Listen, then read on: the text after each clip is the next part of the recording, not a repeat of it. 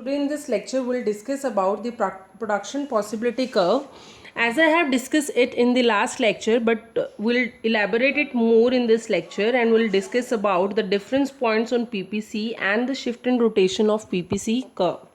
So let's just start with the meaning of production possibility curve. It is the alternative combination of the production of two goods with the given resources and technology. मतलब जितनी भी resources और जितने भी technologies आपके पास हैं उसी की help से आप क्या करते हैं, एक combination set करते हैं दो goods के बीच में कि एक goods के purchase करने पर दूसरी goods को हमें कितना sacrifice करना पड़ेगा.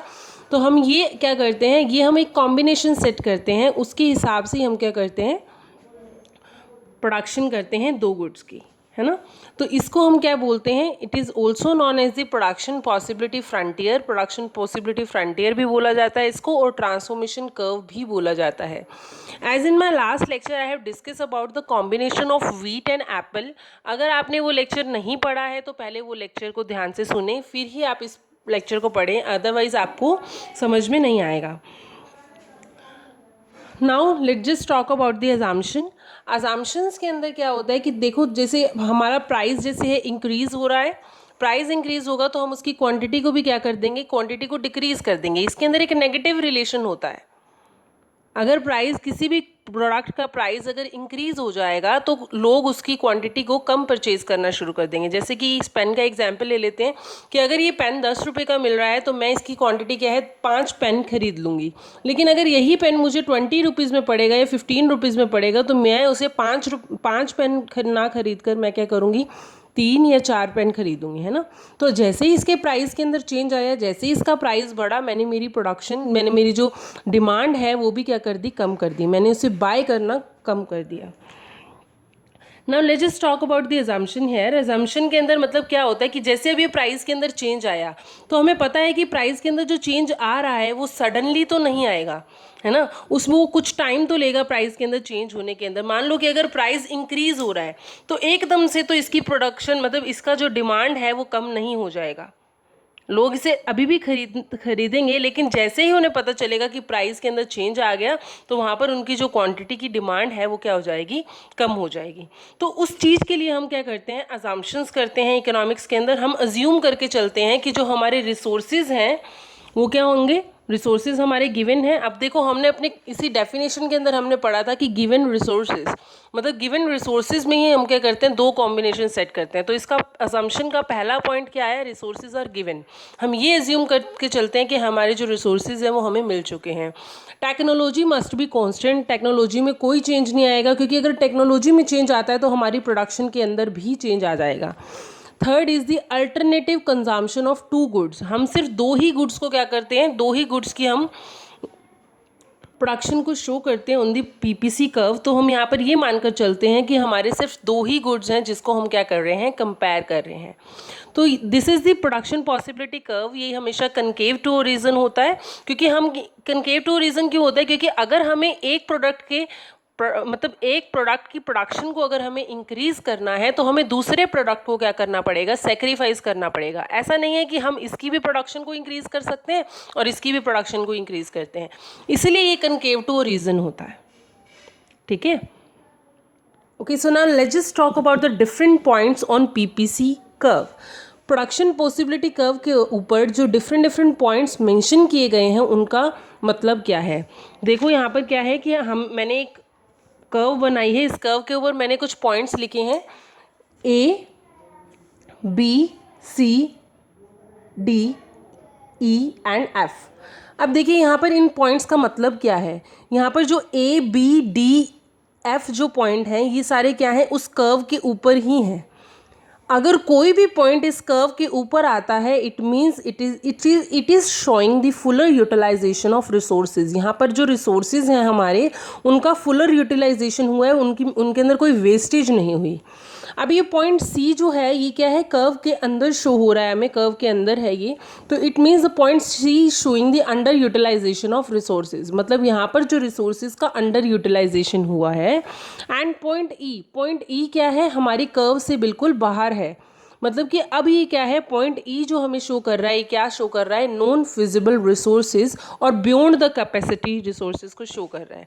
Let's suppose that we have 10 lakh हमारे पास 10 लाख हैं टू डू दी प्रोडक्शन। अब यहाँ पर क्या है कि हमारा ए पॉइंट के ऊपर, बी पॉइंट के ऊपर, डी पॉइंट के ऊपर और एफ पॉइंट के ऊपर ये क्या शो कर रहा है कि हमारे सारे के सारे जितने भी रिसोर्सेज हैं वो फुली यूटिलाइज हैं। मतलब कि हमने 10 के 10 लाख यहाँ पर क्या कर लिए हैं, इन्वेस्ट कर लिए हैं। इन सी यहाँ पर हमें क्या बोला, यहाँ पर हमें क्या दिखाया गया है कि यहाँ पर जो 10 लाख हैं, 10 लाख के 10 लाख ही यूज़ नहीं किए गए। 10 लाख में से जैसे कि 3 लाख या 4 लाख हमने यूज़ किया। यहाँ पर जो ई है, ई पॉइंट हमें क्या शो कर रहा है कि 10 लाख से अबव, मतलब कि वो 15 लाख भी हो सकता है और 20 लाख भी हो सकता है। तो ये नॉन फिजिबल हमारी क्या है, रिसोर्सेज हैं, क्योंकि हमारे पास रिसोर्सेज तो सिर्फ 10 लाख के थे। अब यहाँ पर उन्होंने क्या कर दिया, पॉइंट बाहर शो कर दिया जो कि कर्व के बिल्कुल ही बाहर है, जो कि नॉन अटेनेबल है, नॉन फिजिबल है। तो ये बियॉन्ड द कैपेसिटी है, हमारे पास इतने पैसे ही नहीं हैं, तो हम इस कॉम्बिनेशन को अटेन नहीं कर सकते। तो अगर इस कर्व के ऊपर कोई पॉइंट आता है तो वो सिर्फ क्या करता है, फुलर यूटिलाइजेशन ऑफ रिसोर्सेज दिखाता है। और ये फिजिबल हमें क्या दिखाता है कि हमारे ये जो पॉइंट है ये क्या है, फिजिबल है, हम इन्हें अटेन कर सकते हैं। Hope you guys understand this topic. Next is the shift and rotation of PPC. Shift और रोटेशन ऑफ पीपीसी का मतलब क्या होता है। अब शिफ्टिंग का मतलब क्या होता है, शिफ्टिंग मतलब change in the resources of both the goods. जब दोनों ही गुड्स के अंदर क्या आता है, चेंज आता है, तो वो क्या हो जाती है, शिफ्टिंग हो जाती है। अब शिफ्टिंग इंक्रीजिंग ऑर्डर में भी हो सकती है कि इंक्रीज हो रहा है, और डिक्रीजिंग ऑर्डर में भी हो सकती है। डिक्रीज में क्या होगा, ये नीचे की तरफ को आएगा। इंक्रीजिंग के अंदर ये राइट हैंड साइड पे शो होगा, राइट हैंड साइड की तरफ को बढ़ेगा, और डिक्रीजिंग के अंदर ये क्या होगा, लेफ्ट हैंड साइड की तरफ बढ़ेगा। अब रोटेशन क्या है, रोटेशन मतलब change in the resources of one good, मतलब कि सिर्फ एक गुड्स के अंदर कोई चेंज आना, उसको हम क्या बोलते हैं, रोटेशन बोलते हैं। अब रोटेशन क्या है, जैसे कि मान लो यहाँ पर गुड्स ए हैं और यहाँ पर गुड्स बी हैं। अब गुड्स बी की टेक्नोलॉजी के अंदर कुछ चेंज आ गया, गुड्स बी की टेक्नोलॉजी के अंदर कुछ इंप्रूवमेंट आ गई, जिससे क्या होगा कि बी की जो प्रोडक्शन है वो तो इंक्रीज होगी, लेकिन ए के अंदर कोई भी चेंज नहीं आएगा। तो ए विल रिमेन द सेम। ए तो अपने पॉइंट पे, बी पॉइंट पे भी मतलब ए जो था वो वहीं पर ही था, और बी डैश पे भी वो क्या है, वहीं पर ही है।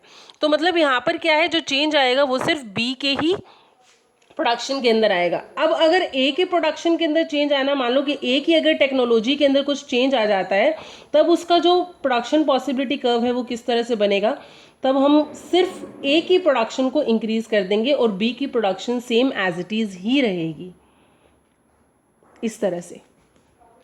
अब हमारा जो ए का प्रोडक्शन है उसके अंदर तो कुछ चेंज आया, उसके अंदर तो गैप आ गया, लेकिन जो बी का प्रोडक्शन है उसके अंदर कोई भी चेंज नहीं आएगा। Hope you guys understand this thing.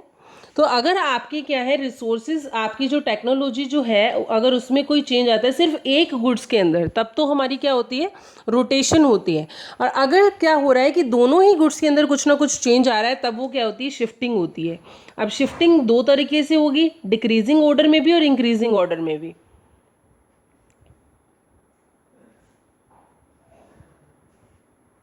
This is the sign of decreasing and this is the sign of increasing. इस चैप्टर के अंदर हम सिर्फ इंक्रीजिंग रिसोर्सेज के बारे में ही पढ़ेंगे कि इंक्रीज किस तरह से होता है, तो उसकी शिफ्टिंग किस तरह से होगी।